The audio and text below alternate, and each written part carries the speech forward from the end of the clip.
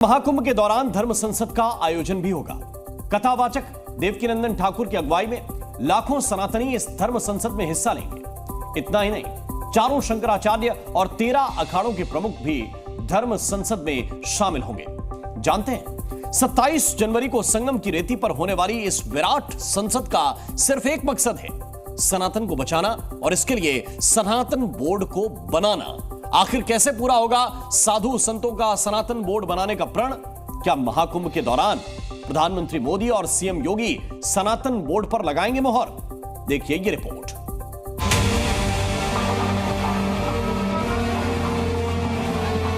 बहुत बड़ी संख्या में सनातनी एकत्रित होंगे और सनातन बोर्ड की मांग सरकार के आगे रखेंगे।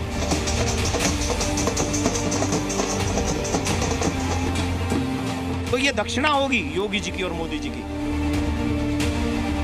2 दिन बाद यानी 13 जनवरी को महाकुंभ का आगाज होगा और इसके ठीक 2 सप्ताह बाद यानी 27 जनवरी को संगम की रेती पर धर्म संसद का आयोजन होगा, जिसकी अगुवाई कथावाचक देवकीनंदन ठाकुर करेंगे।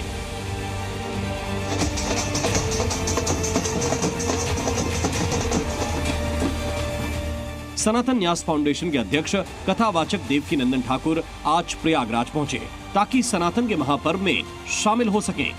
इसके अलावा 27 जनवरी को होने वाली धर्म संसद से जुड़ी तैयारियों का जायजा ले सकें। बता दें कि महाकुंभ में होने वाली धर्म संसद में लाखों सनातनियों के शामिल होने की संभावना है।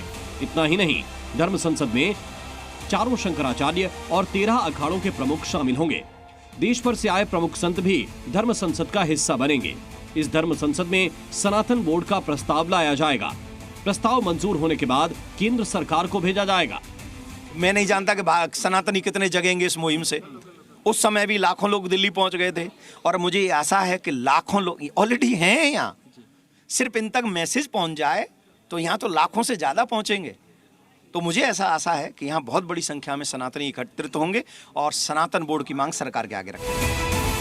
देवकीनंदन ठाकुर की अगुवाई में बीते साल नवंबर महीने में विराट धर्म संसद का आयोजन किया गया था, मगर इस बार धर्म संसद महाकुंभ मेला क्षेत्र में लगेगी।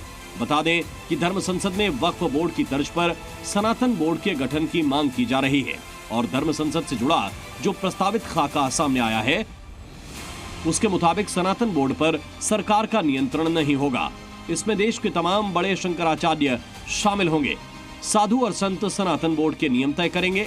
सनातन बोर्ड के अधीन देश के सभी मंदिर आएंगे और जितनी जमीन वक्फ के पास है उतनी सनातन बोर्ड के पास होनी चाहिए।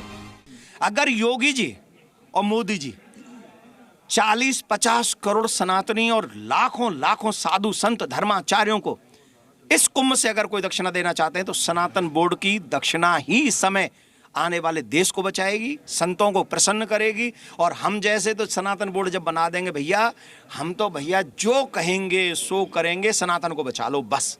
तो ये दक्षिणा होगी योगी जी की और मोदी जी की। कथावाचक देवकीनंदन ठाकुर की मांग है कि पीएम मोदी और सीएम योगी सनातन के महापर्व में सनातन बोर्ड को बनाकर साधु संतों और करोड़ों सनातनियों को दक्षिणा दे सकते हैं। इसलिए महाकुंभ में धर्म संसद का आयोजन किया जा रहा है ताकि सनातन बोर्ड के प्रस्ताव पर मंजूरी मिले और फिर केंद्र सरकार सनातन बोर्ड पर मुहर लगाए। प्रयागराज से शरद अवस्थी के साथ ब्यूरो रिपोर्ट, जी मीडिया। और महाकुंभ से ठीक पहले प्रयागराज में पुष्पक कॉरिडोर शुरू हो गया है। महाकाव्य रामायण में पुष्पक विमान का जिक्र किया गया था जो पलक झपकते ही लंबी दूरी तय कर लेता था। प्रयागराज में तेज रफ्तार से पहुंचने के लिए एयरपोर्ट पर सभी सुविधाएं शुरू हो चुकी हैं।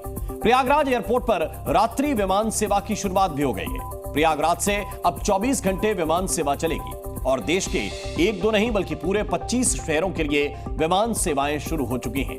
प्रयागराज एयरपोर्ट पर भक्तों, श्रद्धालुओं और यात्रियों के लिए नया टर्मिनल बनकर तैयार हो चुका है। इस एयरपोर्ट को इंटरनेशनल दर्जा देने की तैयारी भी हो चुकी है और महाकुंभ के दौरान यानी 45 दिनों के लिए इसे इंटरनेशनल एयरपोर्ट का दर्जा मिलेगा भी। जी न्यूज़।